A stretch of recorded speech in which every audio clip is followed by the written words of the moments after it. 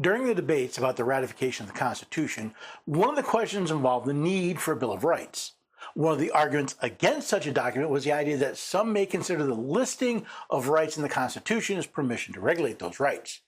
We find an example of just such an attempt to regulate our rights in the Supreme Court case United States versus Hemani. Specifically, can the federal government deny your right to keep and bear arms if you use your liberty to use marijuana? So we'll discuss this case next on the Constitution Study.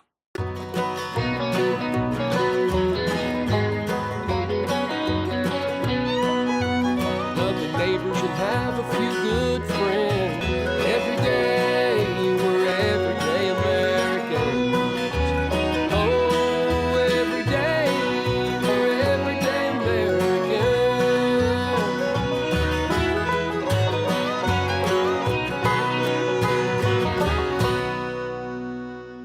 Hello there, everyday Americans. Paul Engel here with the Constitution Study, where we read and study the Constitution, teach, rising generation be free. We are starting SCOTUS silly season. All right, it is right now. It's the end of June, and the Supreme Court is just dumping opinion after opinion after opinion. So it's going to take me a while to get through all of these. So if you've got a case you're really interested in, well, you can either email me and ask that I bump it up on the list, or you can simply wait and see if I cover it as I get through all of these cases.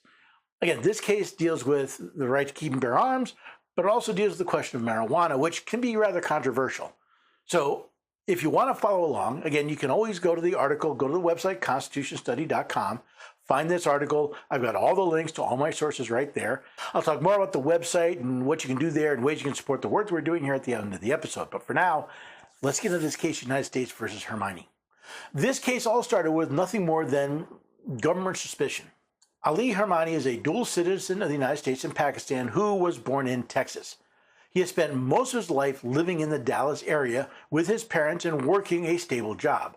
Suspecting Mr. Hemani and his family of terrorism-related activities, the government conducted a search of the family home in 2022. Now, personally, I would love to look at the warrant these government actors used to justify their search, but that's not part of this case. Throughout the process, Mr. Hemani proved cooperative. He surrendered a gun he kept at the house, pointed agents to some marijuana on the property, and consented to an interview during which he told law enforcement agents that he used marijuana about every other day. Now, more than 6 months after the search, and relying solely on Mr. Hemani's admitted use of marijuana, the government prosecuted Mr. Hemani under 18 U.S.C. 922 G3 for knowingly possessing a gun in his home while being an unlawful user of a controlled substance. Now, the wisdom of Mr. Hemani's cooperation could certainly be argued, but again, that's not part of this case. Mr. Hemani moved to dismiss the indictment, arguing that the government's effort to enforce 922 G3 against him violated the Second Amendment. The district court granted the motion, and after an unsuccessful appeal of the Fifth Circuit, the government asked this court to review the case. Now we have the crux of the matter, a federal law that deprives people of the right to keep and bear arms. 922 G reads, "It shall be unlawful for any person who has been convicted in any court of a crime punishable by imprisonment for a term exceeding 1 year, who is a fugitive from justice, who is an unlawful user of or addicted to a controlled substance as defined in Section 102 of the Controlled Substances Act, which is 21 U.S.C. 802. The question the court was asked was, does this law violate the Second Amendment? Now, I have another question. Does this law violate the Fifth Amendment? Now, Justice Gorsuch wrote the unanimous opinion of the court, although several justices wrote concurring opinions. However, as is often the case with the Supreme Court, the question of whether or not the law violates the Constitution isn't based on the actual language of the document. Rather, the court based its decision on its previous decisions. To determine when the government infringes the Second Amendment, the court begins by asking whether the amendment's terms cover the conduct in question. If so, the Constitution presumptively protects it. This is from New York State Rifle Association versus Bruin. To overcome that presumption, the government bears the burden of showing its regulatory efforts are consistent with the nation's historical tradition of firearm regulation. The Supreme Court stated, in the case New York State Rifle and Pistol Association v. Bruin, that to overcome the presumption of constitutionality, the government has the burden to show that their regulations are consistent with the nation's history and tradition of firearm regulation. How does the federal government claim such consistency?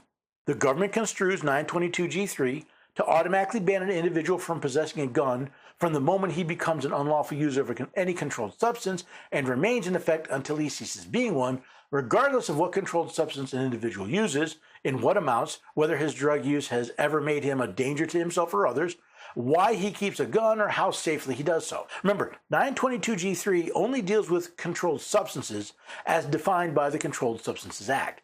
By this logic, if you take a drug prescribed for someone else, you are now prohibited from owning or possessing a firearm.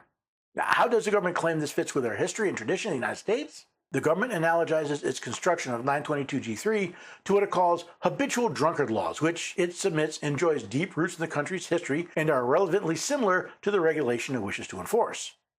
Now, these habitual drunkard laws fall into three general categories: vagrancy laws that allow habitual drunkards to be confined in workhouses or jailed, civil commitment statutes that allow courts to appoint guardians for habitual drunkards or authorize their commitment to asylums, and surety laws, which, under the judicial office, could compel habitual drunkards to post surety bonds to ensure their good behavior.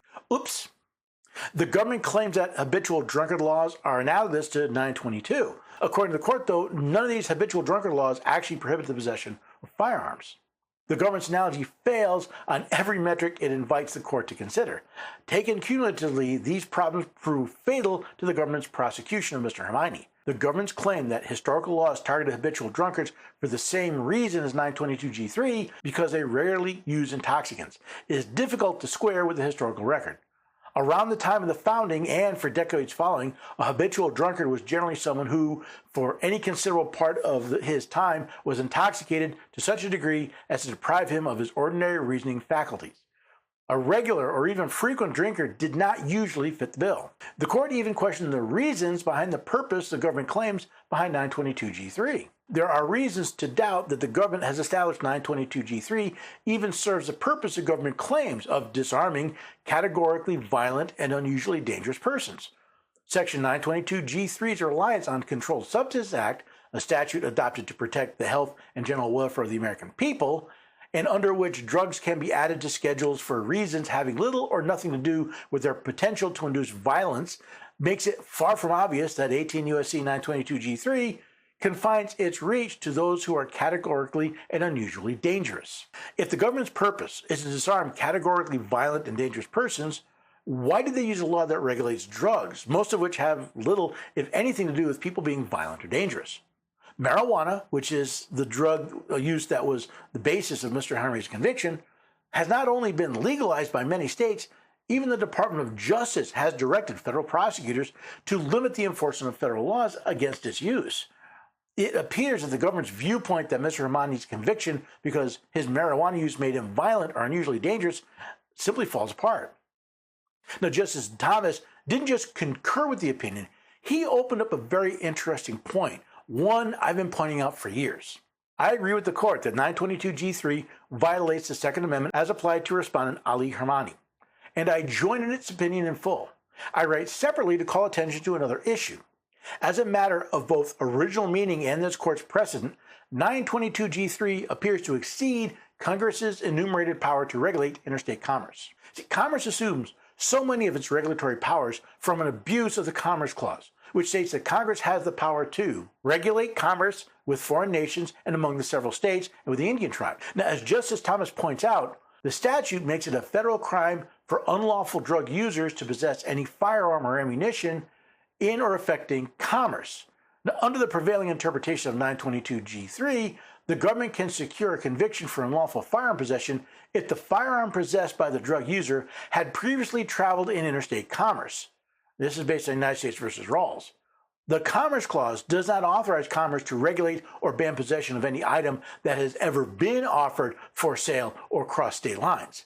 Such an understanding would convert congressional authority under the Commerce Clause to a general police power of the sort retained by the states. So while the issue was not presented in this case, the court and lower courts should revisit the constitutionality of 922G. This should be a mic drop moment. The Constitution does not authorize Congress to regulate anything that has ever crossed state lines, only to regulate interstate and foreign commerce. Yes, courts should consider the constitutionality of 922G. In fact, they should consider many of the laws the United States has abused the Commerce Clause in an attempt to invoke powers not delegated to it. 922G appears to exceed Congress's power under the Commerce Clause. Congress has the power to regulate commerce among the several states. Now, as a matter of both original meaning and this court's precedent, Congress lacks the power to regulate the possession of firearms solely on the ground that it crossed state lines at some point in the past. It appears that Justice Thomas is asking for lower courts to look at more than just 922G. Under our Constitution, the powers of the legislature are defined and limited, and that those limits may not be mistaken or forgotten. The Constitution is written. That's from Marbury versus Madison. It has now been 26 years since a party has received relief in this course based on a Commerce Clause challenge. Such relief has also been hard to come by in the lower courts, as the decisions concerning 922G show. This question merits a closer look in an appropriate case. I wholeheartedly agree. If federal courts or even our states applied the plain language of the Commerce Clause rather than the twisted interpretations of Congress from SCOTUS, I would guess that half of our federal agencies, along with all of their regulations, would evaporate as a puff of smoke, thus leaving the American people to live free. Now, Justice Alito wrote an opinion which Justice Kagan joined. However, unlike Justice Thomas's opinion, which cast doubt on 922G as a whole, Justice Alito believes the other provisions should remain in place. I agree with the court that the historical analogs that the government cites are not relevantly similar to 18 U.S.C. 922G3 as applied to respondent. I therefore agree that we should affirm the judgment of the Fifth Circuit. I also agree that nothing in the opinion of the court should be read to cast doubt on the constitutionality of other provisions of 922G, such as 922G1 and 4, their prohibition on the possession of firearms by felons and the mentally ill, which we have repeatedly said are presumptively lawful. Now, as punishment for conviction of a felony, I can see the justification for the loss of certain rights. When it comes to the mentally ill, due process would require some form of adjudication in order to protect the rights of the individual. Now, while all the justices agreed that Mr. Hemani's conviction violated the Second Amendment, and Justice Thomas pointed out the violation of the Commerce Clause, there's one other part of the Constitution the court skirted around: the Fifth Amendment. No person shall be deprived of life, liberty, or property without due process of law. Just as Justice Thomas pointed out the serious flaw in the constitutionality of 922G using the Commerce Clause, I'd like to point out the violation of the Fifth Amendment's Due Process Clause. For Mr. Hemani to be deprived not only of his rights protected by the Second Amendment, but his liberty to use what substances he wishes, there must be due process of law, a process to protect Mr. Hemani's individual rights. Justice Alito helped make this point in his concurrence. All that we know about the respondent's marijuana use is that he used the drug about every other day. We do not know how much he used, the strength of the marijuana he used, how many times he used it on the days in question, the time of day when he used it, where he used it, or the degree to which his use affected his ability to exercise judgment and perform daily tasks responsibly. As a result, the government has failed to show that a marijuana user, like respondent, is incapacitated in any way analogous to the habitual drunkards that the government's analogs regulated. In other words, the government failed to show that Mr. Hemani's marijuana use made him violent or unusually dangerous. In fact, it appears the government didn't even try to show Mr. Hemani was dangerous, drug use or not. For that reason, Mr. Hemani's conviction violated his due process rights protected under the Fifth Amendment. Now, even though the court did not consider the constitutionality of 922G as a whole, they did unanimously agree that Mr. Hemani's conviction was a violation of his rights protected by that document. Held, the government's prosecution of Mr. Hemani under 922G3's unlawful user provision is inconsistent with the Second Amendment. However, the court was very narrow in its decision. The court's decision is narrow. It does not address efforts to ban addicts or those presently intoxicated from possessing a firearm. Other prophylactic laws Congress may adopt after determining that users of a particular drug pose a special risk of misusing firearms, 922G1's provision disarming individuals convicted of felonies, or whether the government could bring a prosecution under 922G3 accompanied by individualized proof that the defendant's drug use render him a danger to himself or others, or proof that a certain drug always renders its users dangerous. That last provision, that government can bring a prosecution under 922G3 if they also bring proof that the defendant's drug use makes him a danger to himself or others, points out the fatal flaw in the law, because nothing in the law requires such proof. Only proof of the use of a drug that Congress does not have the legal authority to regulate. I think the court came to the correct conclusion. I only wish they had taken Justice Thomas's and Alito's words to heart.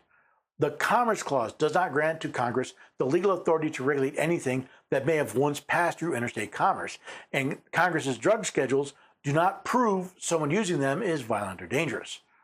Just from what the court showed in this decision, I believe 922G is unconstitutional and therefore illegal and void. I guess we'll have to wait for another case for someone to actually do something about it. Well, there we go. The first of the silly season cases I've gotten to, and I think it's a pretty big one. I think it's a very important one because it recognizes, to me, it recognizes one thing. Just because someone uses a drug, as Congress defined it, doesn't make them violent, doesn't make them dangerous. That means laws that simply assume that any drug Congress doesn't like makes you dangerous is a fatal flaw. It's constitutionally flawed. I'm glad to see Justice Thomas point out the problem of the Commerce Clause. I wish somebody would have brought up the Fifth Amendment's Due Process Clause. But again, I'll take the win. This is a good decision. As I said, there's plenty more coming. I've got a stack of decisions that have come out that I need to go through. Now, if you want to follow along and find out more, well, head to the website, constitutionstudy.com. You'll find this article and all the other ones. And if you'd like to be notified when I publish new articles, you can sign up for our mailing list there. You can also ask questions, you can get involved, you can get engaged, and you can support the work that we're doing here. The easiest way is to go to constitutionstudy.com/shop, the Constitution Study store. There you can buy books, t-shirts, mugs, or you just donate to the cause. Now, we don't take a salary here. Nobody makes money off of this. We pay for all of this. So anything you buy at the store, all the proceeds will go to keep the Constitution Study up and running. You can also support us, by the way, with your cell phone. See, Patriot Mobile is America's only Christian conservative wireless provider. And we partnered with them a while back for one simple reason. They take a portion of every dollar to support organizations that are defending your rights. So instead of using your cell phone or buying goods and services from organizations that are supporting those that want to take away your rights, Patriot Mobile helps you support organizations trying to protect your rights, right now, including the Constitution Study. So if you go to patriotmobile.com/constitution, find a plan that works for you, see if you're eligible for a discount. There are discounts for veterans and first responders and families with multiple lines. When you pay your cell phone bill, you're helping to support the work that we're doing here at the Constitution Study. Want to do a little bit more? Use the code Constitution at checkout. You'll get your new line activated absolutely free. So you get great cell phone service, great 4G and 5G coverage, 100% US-based customer support, and supporting organizations protecting your rights. What a deal. But only if you go to patriotmobile.com/constitution and sign up for a plan today. Now, I also hope you come back and join us here. Maybe bring a friend or two when we get together for the Constitution Study.